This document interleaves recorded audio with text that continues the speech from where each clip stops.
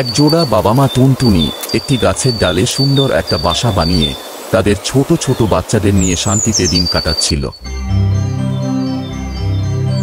চারিপাশে ছিল সবুজে ঘেরা বড় বড় গাছ, মাথার ওপর ছিল বিশাল নীল আকাশ। কদিন আগেই তাদের ছোট ছোট 3টি বাচ্চা হয়েছে। অনেক সুখে ছিল তারা, কিন্তু সুখ তো সবারই কপালে হয় না। তাই একদিন টুনটুনির বাসার পাশ দিয়ে মেছো বিড়ালটা যাচ্ছিল।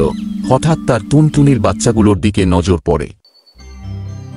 আজ সূর্যটা আবারও পূর্ব দিকেই উঠেছে, আর হ্যাঁ, সকাল সকাল পেটটা ভালোই ভরবে মনে হচ্ছে মিউ। বিড়ালটা এসে গাছের নিচে চুপচাপ বসে পড়ল, আর টুনটুনি বেচারি টেরই পেল না যে তার বাচ্চাগুলোর উপর এমন বিপদ ঘনিয়ে এসেছে।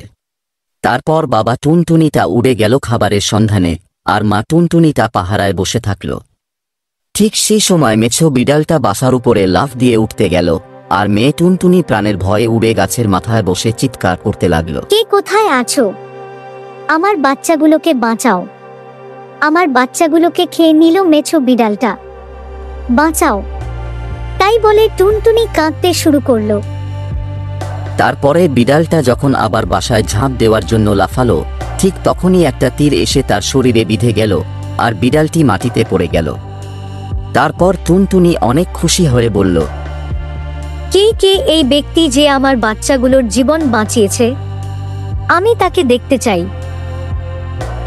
তারপর শিকারী গুটি গুটি পায়ে এগিয়ে এসে বলল, আমি মেরেছি এই বিড়ালটিকে।